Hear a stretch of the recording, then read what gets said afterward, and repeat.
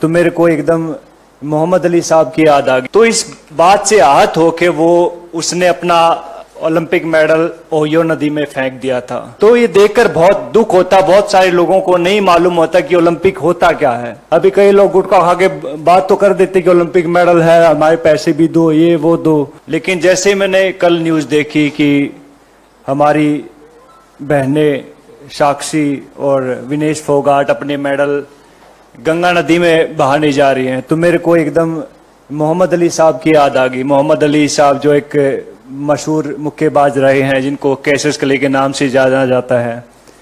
जब उनके ऊपर जब यूएस में गोरे काले की नीति चल रही थी और उनको एक रेस्टोरेंट में दाखिल नहीं होने दिया जा रहा था कि उन्हें बताया कि मैं ओलंपिक गोल्ड मेडलिस्ट हूं, तो उन्होंने उसको बाहर फेंक के मारो, बोला कि तेरे जैसे ओलंपिक मेडलिस्ट बहुत आते हैं।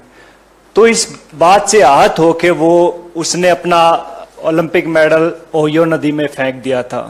उसके बाद जो क्रांति आई थी पूरे यूएस में, और आप देख सकते हैं कि यूएस दुनिया का सबसे नंबर 1 मुल्क है। तो ऐसे लोगों की वजह से वहां के लोगों ने उन लोगों का साथ दिया कि भैया नहीं, रंग भेद नहीं है, हमें नहीं अलाउड है। लेकिन हमारे यहाँ उल्टा होता है। हमारे यहाँ जब हमारी बहनें ओलंपिक मेडल नदी में फेंकने जाती हैं तो वहां सबसे पहले उनका मजहब पूछा जाता है, हिंदू हैं या मुस्लिम हैं। चलो हिंदू हैं। फिर उनको कास्ट में बांट दिया जाता है, अच्छा तुम जाट हो, अच्छा ये वो है, ये वो है, ये वो है। तो बहुत सारी चीजें। फिर उसके बाद जो उनकी आईटी सेल एक्टिवेट हो जाती है, फिर बहुत सारे लोग आते हैं कि मैंने ट्विटर पे देखा है, बिकॉज आईटी सेल की जो टीमें होती हैं कि हम आपको यहाँ प्रभावित नहीं करने देंगे, इससे हमारी गंगा नदी दूषित हो जाती है। तो ये देखकर बहुत दुख होता, बहुत सारे लोगों को नहीं मालूम होता कि ओलंपिक होता क्या है। आप लोगों को भी नहीं मालूम होगा, बहुत सारे नेता लोग हैं उनको भी नहीं मालूम होगा ओलंपिक होता क्या है। पहले जहां आप ट्रेनिंग कर रहे होते पहले वहां जीतना पड़ता है, जहां आप अखाड़े होते हैं वहां जीतना पड़ता है, नंबर 1 बनना पड़ता है उस वेट में। फिर जाके आपको डिस्ट्रिक्ट में ट्रायल होते हैं कि लाइक भैया मैं भिवानी का रिप्रेजेंट करता हूं तो मैं यहाँ पे ट्रायल दूंगा, वहां 4-5 अकेडमी और होती है, वहां जीतना पड़ता है।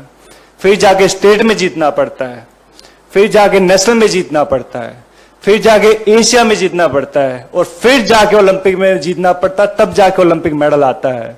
अभी कई लोग गुटखा खा के बात तो कर देते कि ओलंपिक मेडल है, हमारे पैसे भी दो, ये वो दो।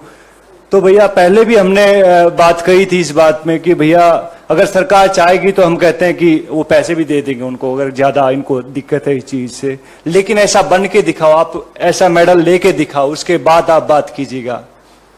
तो बड़ा आसान होता किसी के ऊपर उंगली उठाना। तो बहुत कहते हैं कि दुख होता, हमें बहुत गुस्सा भी आता इस चीज से कि भैया हमारी बहनों का ये हाल इस सरकार ने कर दिया। इससे पहले मैं कई बार सोचता हूं कि अगर कांग्रेस के टाइम पे अगर ये सब चीजें होती तो क्या होता। अपने सवाल पूछे क्या होता। सबसे पहले आई थिंक उसको मिनिस्टर को हटाया जाता, जो भी उसका सदस्य है, जो जहां तक मुझे मेरी सोच है। बिकॉज मैंने राजनीति को जब तक समझ आई है तब तक मैंने बहुत देखा, कांग्रेस को बहुत करीब से देखा है, और अभी मैं बीजेपी को देख रहा हूं तकरीबन 8-9 साल से।